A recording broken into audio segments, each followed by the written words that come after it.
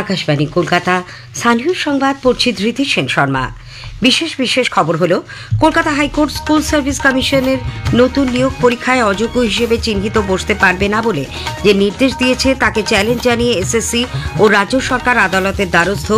আজের শুনানির সম্ভাবনা। রাজ্যের কলেজগুলিতে যোগ্য প্রার্থীদের পরিবর্তে শাসক দলের নেতাকর্মীদের নিয়োগ করা হচ্ছে বলে বিজেপির অভিযোগ। এদিকে হাইকোর্টের নির্দেশে কলেজ, বিশ্ববিদ্যালয়ের ইউনিয়ন রুম বন্ধ রাখার জন্য উচ্চশিক্ষা দপ্তর এসওপি তৈরির নির্দেশিকা জারি করেছে। দক্ষিণ কলকাতার কসবা ল কলেজে তরুণী ছাত্রীর গণধর্ষণের ঘটনায় পুলিশ যথাযথ তদন্ত করছে না বলে বিজেপি অভিযোগ করেছে। মালদার ইংরেজ বাজারের নরহাট্টা গ্রাম পঞ্চায়েতের লক্ষ্মীপুর বাজার এলাকায় দুটি গোষ্ঠীর সংঘর্ষে এক পুলিশ কর্মী সহ 3 সিভিক ভলান্টিয়ার আহত হওয়ার ঘটনায় গোটা এলাকা এখনও থমথমে। শ্রমকোট বাতিল, কর্মসংস্থান, শ্রমিকদের মজুরি বৃদ্ধি সহ 17 দফা দাবিতে শ্রমিক সংগঠন ও শিল্প ফেডারেশনগুলি আজ দেশ জুড়ে ধর্মঘটের ডাক দিয়েছে। গাঙ্গেয় পশ্চিমবঙ্গের নিম্নচাপ ধীরে ধীরে পশ্চিম উত্তর পশ্চিমে ঝাড়খণ্ডের দিকে অগ্রসর হচ্ছে। এর প্রভাবে আজও আগামীকাল দক্ষিণবঙ্গের বিভিন্ন জেলায় বিক্ষিপ্ত বৃষ্টির সম্ভাবনা। আসছি বিস্তারিত খবরে। Kolkata high court school service commission এসএসসির নতুন নিয়োগ পরীক্ষায় অযোগ্য হিসেবে চিহ্নিতরা বসতে পারবে না বলে যে নির্দেশ দিয়েছে তাকে চ্যালেঞ্জ জানিয়ে এসএসসি ও রাজ্য আদালতের দ্বারস্থ হয়েছে। বিচারপতি সৌমেন সেনের ডিভিশন বেঞ্চ আজ এ ব্যাপারে মামলা দায়েরের অনুমতি দিয়েছে। আজ এর শুনানির সম্ভাবনা। উল্লেখ্য, সুপ্রিম কোর্টের নির্দেশ অনুসারে জারি হওয়া এসএসসির নতুন বিজ্ঞপ্তিকে চ্যালেঞ্জ জানিয়ে দাখিল আবেদনের শুনানি গ্রহণ করে বিচারপতি সৌগত ভট্টাচার্য গতকাল জানান, অযোগ্য হিসেবে চিহ্নিতরা পরীক্ষায় বসতে পারবে না। এ ধরনের কোনো প্রার্থী আবেদন করে থাকলে তাও বাতিল করতে হবে। সুপ্রিম কোর্টের নির্দেশে প্রায় 26,000 শিক্ষক ও শিক্ষাকর্মী চাকরি বাতিলের পর গত 30 মে নতুন করে নিয়োগের বিজ্ঞপ্তি জারি করে শিক্ষা দপ্তর। এদিকে 2016 সালের নিয়োগ প্রক্রিয়া নিয়ে রাজ্য শিক্ষা দপ্তরের জারি করা নতুন বিজ্ঞপ্তিকে ডিভিশন বেঞ্চে চ্যালেঞ্জ জানিয়েছেন যোগ্য চাকরি প্রার্থীদের একাংশ। এর আগে কলকাতা হাইকোর্টের সিঙ্গল বেঞ্চে 4টি দাবি জানিয়ে তারা আবেদন করেন। তার মধ্যে অযোগ্য প্রার্থীদের পরীক্ষায় না বসার নির্দেশ দেওয়া হলেও নতুন রুল জারি করে সংশ্লিষ্ট বিজ্ঞপ্তি বাতিল, যোগ্যদের বয়স ছাড় এবং অভিজ্ঞতার জন্য অতিরিক্ত 10 নম্বর দেওয়ার বিষয়টি খারিজ করার দাবিগুলিতে সিঙ্গল বেঞ্চ কোনো নির্দেশ দেয়নি। দুই বিচারপতি সৌমেন সেন ও স্মিতা দাসদের ডিভিশন বেঞ্চে আজ এই মামলাটির শুনানি হতে পারে। সুপ্রিম কোর্টের নির্দেশে বাতিল হয়ে যাওয়া চাকরি ফেরানোর দাবিতে গতকাল নবান্ন অভিযানে সামিল হন চাকরিহারা শিক্ষাকর্মীদের একাংশ। যোগ্য গ্রুপ সি, গ্রুপ ডি অধিকার মঞ্চের তরফে এই অভিযানে ডাক দেওয়া হয়।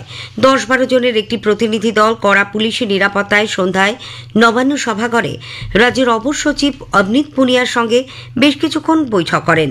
তবে বৈঠকের বিষয়ে কোনো পক্ষই কিছু বলেননি। রাজ্যে কলেজগুলিতে যোগ্য প্রার্থীদের পরিবর্তে শাসক দলের নেতাকর্মীদের নিয়োগ করা হয়েছে বলে বিজেপি অভিযোগ করেছে। কলকাতায় গতকাল এক সাংবাদিক বৈঠকে বিরোধী দলনেতা শুভেন্দু অধিকারী বিভিন্ন কলেজে নিযুক্ত অভিষেক বন্দ্যোপাধ্যায়ের ঘনিষ্ঠ 50 জনের ছবি সহ তালিকা প্রকাশ করেন। তিনি বলেন, যোগ্য প্রার্থীরা সুযোগ পায়নি। বিভিন্ন কলেজে তৃণমূল কংগ্রেসের ছাত্র পরিষদের নেতাকর্মীদের সুযোগ পাইয়ে দেওয়া হয়েছে। শ্রী অধিকারী তালিকায় তৃণমূল কংগ্রেস ছাত্র পরিষদের কোন নেতা নেত্রীর কোথায় নিযুক্ত তাও তুলে ধরেন। তিনি জানান, অধিকাংশ কলেজেই ছাত্র সংসদের কক্ষগুলিকে দুর্নীতির কেন্দ্রে পরিণত করা হয়েছে। এদিকে রাজ্যের কলেজ, বিশ্ববিদ্যালয়ে ইউনিয়ন রুম বন্ধ রাখার নির্দেশ দিয়েছিল কলকাতা হাইকোর্ট। আদালতের নির্দেশের ভিত্তিতে এ ব্যাপারে একটি স্ট্যান্ডার্ড অপারেটিং প্রসিডিওর বা এসওপি তৈরির জন্য উচ্চশিক্ষা দপ্তর নির্দেশ দিয়েছে বলে শিক্ষামন্ত্রী ব্রাত্য বসু জানিয়েছেন। কসবা কাণ্ডের পর কলকাতা হাইকোর্টে বিচারপতি সৌমেন সেন ও বিচারপতি স্মিতা দাসের ডিভিশন বেঞ্চ নির্দেশ দেয়, রাজ্যের সব কলেজ, বিশ্ববিদ্যালয়ের ইউনিয়ন রুম তালাবন্ধ থাকবে। শিক্ষামন্ত্রী গতকাল বলেন, আদালতের নির্দেশের ভিত্তিতে আইনজীবীদের একটি এসওপি তৈরি করে জমা দিতে বলা হয়েছে। তারপরে এ ব্যাপারে প্রয়োজনীয় পদক্ষেপ নেওয়া হবে। একটা কোর্ট অর্ডার হয়েছে। আমরা এক্ষেত্রে আমাদের যে আইনজীবী সংস্থা আছেন, আমরা তাকে একটা এসওপি কোর্টের রায়ের ভিত্তিতে স্ট্যান্ডার্ড অপারেশনাল প্রসিডিওর জমা দিতে বলেছি। সেটা অনুযায়ী এই ইউনিয়ন রুমগুলোর ক্ষেত্রে আমার মুখ্য সচিবের সঙ্গে কথা বলে আমাদের বিভাগ তখন তারপর এটা নিয়ে পাকাপাকিভাবে জানাতে পারবে। আদালতের নির্দেশ পেলে রাজ্যে জয়েন্ট এন্ট্রান্স পরীক্ষার ফল প্রকাশ করা হবে বলেও শিক্ষামন্ত্রী জানান। তিনি বলেন, ওবিসি সংরক্ষণ সংক্রান্ত মামলা সুপ্রিম কোর্টে বিচারাধীন, সেই কারণেই জয়েন্টের ফল প্রকাশ করা যাচ্ছে না। দক্ষিণ কলকাতার কসবা ল কলেজে তরুণী ছাত্রীর গণধর্ষণের ঘটনায় পুলিশ যথাযথ তদন্ত করছে না বলে বিজেপি অভিযোগ করেছে। ওই ঘটনা খতিয়ে দেখতে আসা বিজেপির ফ্যাক্ট ফাইন্ডিং কমিটি গতকাল নতুন দিল্লিতে দলের সর্বভারতীয় সভাপতি জগৎ প্রকাশ নাড্ডার কাছে তাদের রিপোর্ট পেশ করে। পরে ঘটনা পরিদর্শনে আসা কেন্দ্রীয় প্রতিনিধি দলের সদস্য সত্যপাল সিং সাংবাদিকদের বলেন, পুলিশ সমস্ত তথ্য বিকৃত করেছে। ঘটনার মূল অভিযুক্তের নামই এফআইআর থেকে সরিয়ে দেওয়া হয়েছে বলে তার দাবি। উল্লেখ্য, বিজেপির 4 সদস্যের কমিটি তাদের রিপোর্টে নিরপেক্ষ বিচার বিভাগীয় তদন্তের সুপারিশ করেছে। সত্যপাল সিং ছাড়াও কমিটিতে ছিলেন মীনাক্ষী লেখি, বিপ্লব দেব ও মনন কুমার মিশ্র। রিপোর্টে আরও বলা হয়েছে, ওই ঘটনায় তথ্য গোপন করতে কিংবা কোনো প্রভাবশালীকে বাঁচাতে অভিযুক্তদের নাম না লিখে শুধুমাত্র তাদের নামের অধ্যক্ষ লেখা হয়েছে। জগৎ প্রকাশ নাড্ডাও এক্স হ্যান্ডেলে জানিয়েছেন, এই রিপোর্টে পশ্চিমবঙ্গের আইন শৃঙ্খলা পরিস্থিতির চরম অবনতি এবং মহিলাদের নিরাপত্তার প্রতি রাজ্য সরকারের উদ্বেগজনক অসংবেদনশীলতা প্রকাশ্যে এসেছে। অন্যদিকে তৃণমূল কংগ্রেস কসবা কাণ্ডে বিজেপির ফ্যাক্ট ফাইন্ডিং টিমের রিপোর্ট নিয়ে কটাক্ষ করেছে। দলের সাধারণ সম্পাদক কুণাল ঘোষ এক সাংবাদিক সম্মেলনে প্রশ্ন তোলেন, পুলিশ যেখানে অভিযোগ পাওয়ার সঙ্গে সঙ্গে অভিযুক্তদের গ্রেপ্তার করেছে, সেখানে ফ্যাক্ট ফাইন্ডিং টিমের ভূমিকা কী? অভয়াকাণ্ডের 1 বছর পর ফের একবার রাতভর প্রতিবাদ কর্মসূচির ডাক দিয়েছে West Bengal junior doctors front. গতকাল এক সাংবাদিক বৈঠকে ফ্রন্টের সদস্য ডক্টর দেবাশিস হালদার, অনিকেত মাহাতো সহ অন্যরা জানান, আগামী 8ই আগস্ট রাত 12টা থেকে পরদিন ভোর 4টে পর্যন্ত তারা রাস্তায় থাকবেন। দেবাশিস জানান, অভয়াকাণ্ডে নির্যাতনের ঘটনা রাজ্যবাসী ভোলেননি। 8 তারিখ এবং 9 তারিখের মাঝে যে রাত, সেই রাতের বেলা 12টা থেকে 4টে আমরা রাস্তায় থাকবো। যেহেতু তার আগে একটা মশাল মিছিল কলেজ স্কোয়ার থেকে শ্যামবাজার, এবং তারপর সেই গোটা রাতটা আমরা শ্যামবাজারে থাকবো এবং শ্যামবাজারে আমাদের প্রতিবাদের বিভিন্ন কর্মসূচি, সেটা স্ট্রিট পেন্টিং হতে পারে, সেটা নাটক হতে পারে, সেটা গান হতে পারে, সাংস্কৃতিক নানা জিনিস হতে পারে, তার মাধ্যমে আমাদের প্রতিবাদটা আমরা এবং নাগরিক সমাজের প্রত্যেকটা মানুষ, শিল্পী থেকে শুরু করে, তারা রাখবেন। অন্যদিকে 9 তারিখে অভয় মঞ্চের আহ্বানে কালীঘাট এবং বিরোধী দলনেতা শুভেন্দু অধিকারী নবান্ন অভিযানে ডাক দিয়েছে। শুভেন্দু গতকাল সাংবাদিকদের বলেন, রাজ্যের নারী নির্যাতন যেভাবে বেড়ে চলেছে তার প্রতিবাদেই এই কর্মসূচি। যে অভয়া কাণ্ডে যারা যুক্ত, যারা প্রমাণ ডিস্ট্রয় করেছেন, তাদের সকলকে ব্যবস্থা নেওয়া হোক। সিবিআই কর্তব্য অবহেলা এবং ডকুমেন্ট ডিস্ট্রয় করা, এভিডেন্স ডিস্ট্রয় করার জন্য টালা থানার ওসি এবং সন্দীপ ঘোষকে 90 দিন জেলে রেখেছেন। তার মানে সিবিআই কিছু প্রাথমিক ক্লু পেয়েছিলেন, কিন্তু সেই চার্জশিট এখনো দাখিল করা হয়নি। এসব প্রশ্ন উঠতেই পারে, কিন্তু এর সঙ্গে সেন্ট্রাল গভর্নমেন্টের কোনো রিলেশন নেই।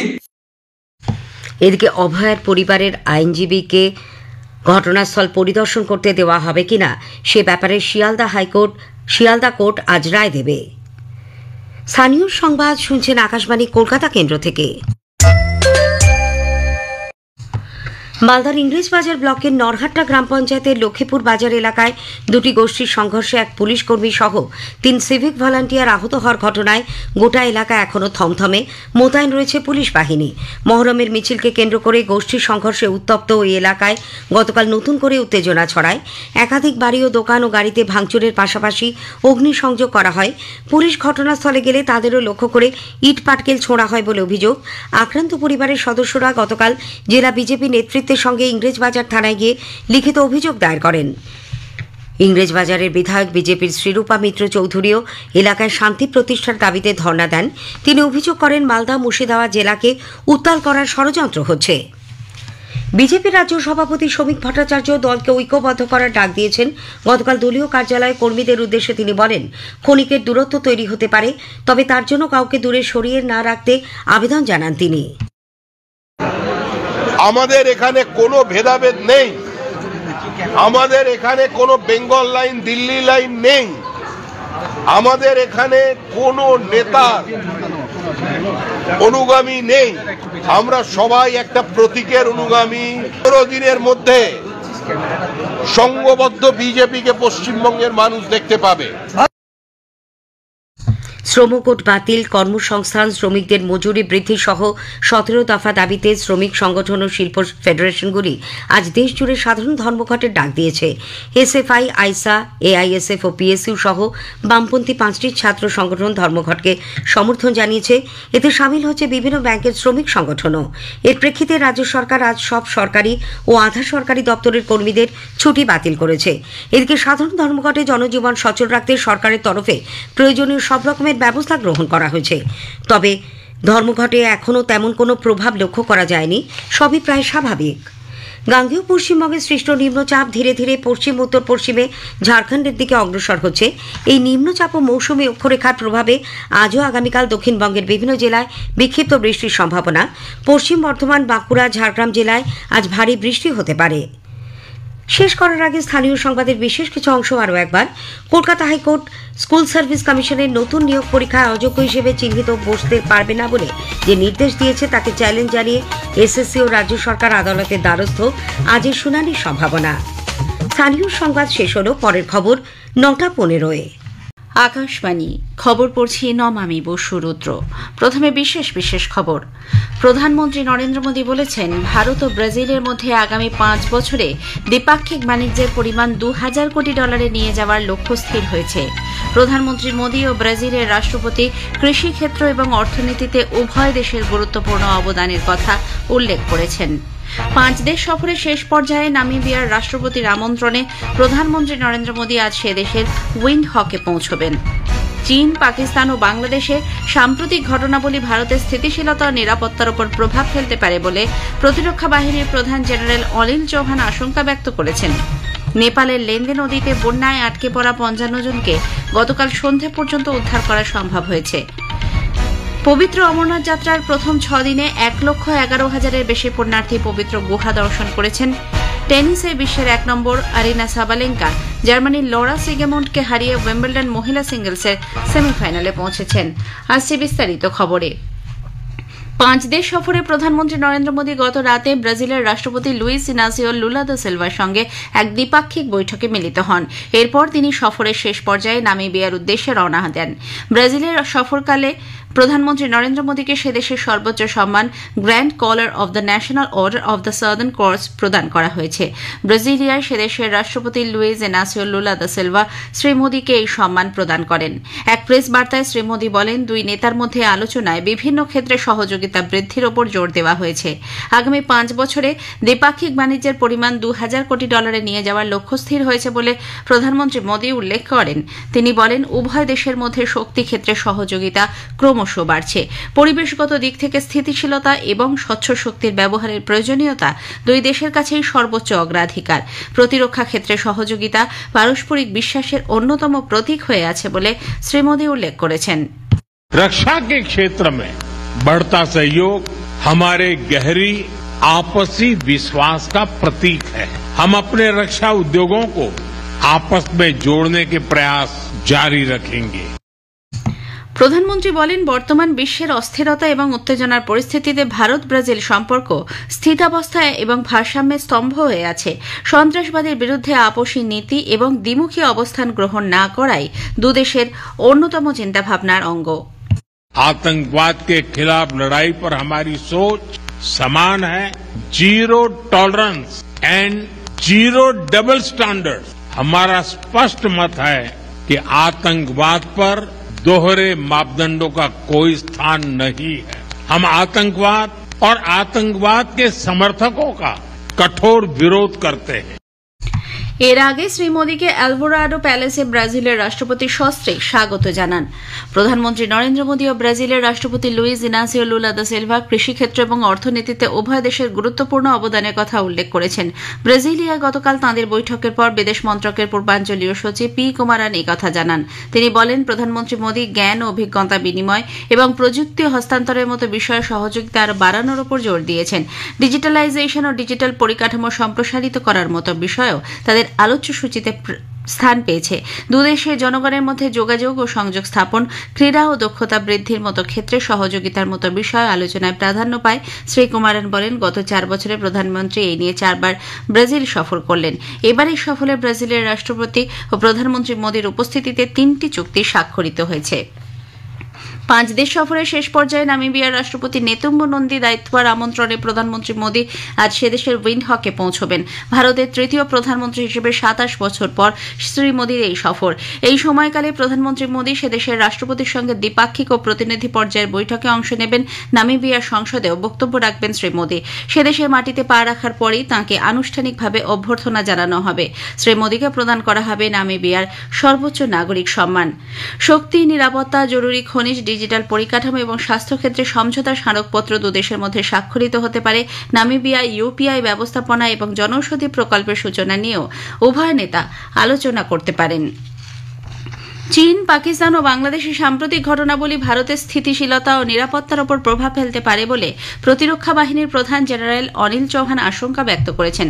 অবজারভার রিসার্চ ফাউন্ডেশন আয়োজিত এক অনুষ্ঠানে জেনারেল চৌহান গতকাল বলেন, ভারত মহাসাগরীয় অঞ্চলের দেশগুলিতে অর্থনৈতিক বিপর্যয়ের ফলে বহিরাগত শক্তি মাথাচাড়া দিয়ে উঠছে। এর প্রভাবে ভারতের এই ধরনের বিপদের সম্ভাবনা রয়েছে বলে সতর্ক করে দেন তিনি। অপারেশন সিন্দুর প্রসঙ্গে জেনারেল চৌহান বলেন, সম্ভবত এই প্রথম পরমাণু শক্তিধর দুটি রাষ্ট্র সরাসরি এ ধরনের সংঘাতে লিপ্ত হল। Operation Sindoor is the only example of a conflict between two nuclear weapon states. There have been hundreds of conflicts ever since nuclear weapons have been invented, but only one of the belligerents could have been a nuclear weapon state, the other was normally none. So in future, we'll have to be prepared for that old and new kind of warfare together. গাজায় চলতি সংঘর্ষের অবসানে মার্কিন রাষ্ট্রপতি Donald Trump এই নিয়ে দ্বিতীয়বার ইসরায়েলের প্রধানমন্ত্রী বেনিয়ামিন নেতানিয়াহুর সঙ্গে সাক্ষাৎ করেছেন। ইসরায়েল ও হামাস 60 দিনের যুদ্ধবিরতির লক্ষ্যে বেশ খানিকটা এগিয়েছে বলে ট্রাম্পের মধ্যপ্রাচ্যের দূত স্টিভেন উইটকফ ঘোষণা করার পরই এই সাক্ষাৎ। হোয়াইট হাউসে এক রুদ্ধদ্বার বৈঠকে নেতানিয়াহু রিপাবলিকান হাউস অব রিপ্রেজেন্টেটিভসের স্পিকার মাইক জনসনের সঙ্গেও দেখা করেন। ট্রাম্পের দ্বিতীয়বারের শাসনকাল শুরু হওয়ার পর নেতানিয়াহুর এটি তৃতীয় মার্কিন সফর। বৈঠকের পর ইসরায়েলি প্রধানমন্ত্রী বলেছেন, যুদ্ধবিরতির লক্ষ্যে আলাপ আলোচনা চলছে। উইটকফও জানান, দুপক্ষের মধ্যে থাকা সমস্যাগুলির ধীরে ধীরে সমাধান হচ্ছে। চলতি সপ্তাহে 60 দিনের যুদ্ধবিরতি কার্যকর হবে বলে আশা করা হচ্ছে। খসড়া প্রস্তাবে 10 জন জীবিত পণবন্দির মুক্তি এবং 9 জনের দেহ হস্তান্তরের বিষয়টিও রয়েছে। এই খবর আপনারা শুনছেন আকাশবাণী থেকে।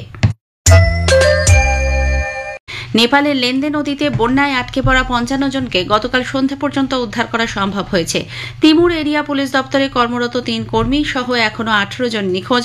এদের মধ্যে 6 জন চীনের নাগরিক, তবে চীনা নাগরিকদের পরিচয় এখনও মেলেনি।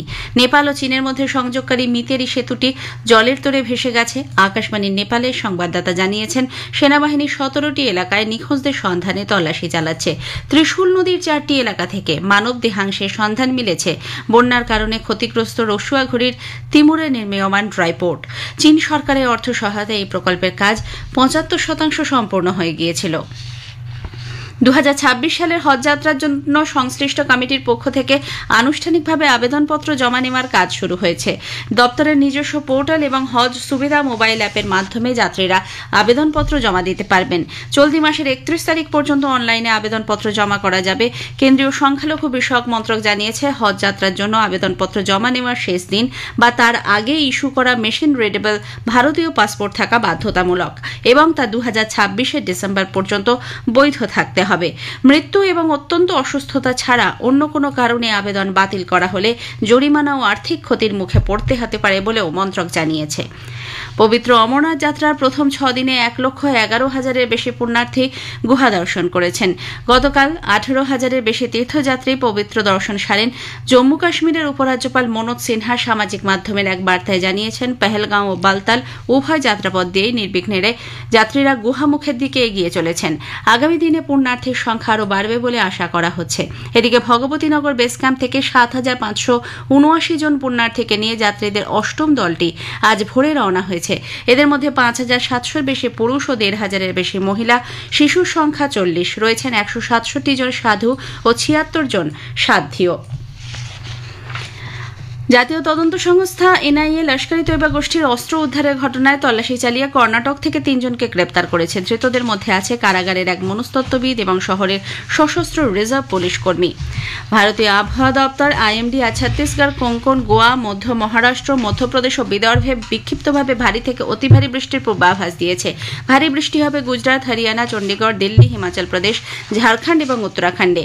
এদিকে গাঙ্গেয় পশ্চিমবঙ্গের উপর তৈরি নিম্নচাপ এলাকাটি ধীরে ধীরে পশ্চিম উত্তর পশ্চিম ঝাড়খণ্ডের দিকে অগ্রসর হচ্ছে। এর ফলে আজ ও আগামীকাল দক্ষিণবঙ্গের বেশ কিছু জেলায় বিক্ষিপ্ত বৃষ্টির সম্ভাবনা। টেনিসে বিশ্বের 1 নম্বর আরিনা সাবালেঙ্কা জার্মানির লরা সিগমুন্ডকে হারিয়ে উইম্বলডন মহিলা সিঙ্গলসের সেমিফাইনালে পৌঁছেছেন। প্রথম সেট হারের পর বেলারুশ তারকা সাবালেঙ্কা প্রায় 3 ঘণ্টার লড়াইয়ে কোয়ার্টার ফাইনালে 4-6, 6-2, 6-4 গেমে প্রত্যাবর্তন করে জয়লাভ করেন। আগামীকাল সেমিফাইনালে সাবালেঙ্কা উদীয়মান আমেরিকান তারকা আমান্ডা আনিসিমোভার মুখোমুখি হবেন। শেষ করার আগে খবরের বিশেষ কিছু অংশ আরও একবার। প্রধানমন্ত্রী নরেন্দ্র মোদী বলেছেন, ভারত ও ব্রাজিলের মধ্যে আগামী 5 বছরের মধ্যে দ্বিপাক্ষিক বাণিজ্যের পরিমাণ $2000 কোটি নিয়ে যাওয়ার লক্ষ্য স্থির হয়েছে। 5 দেশ সফরের শেষ পর্যায়ে নামিবিয়ার রাষ্ট্রপতি নেতুম্বো নন্দী দায়িত্বার আমন্ত্রণে প্রধানমন্ত্রী মোদী আজ সেদেশের উইন্ড হকে পৌঁছবেন। খবর শেষ হল।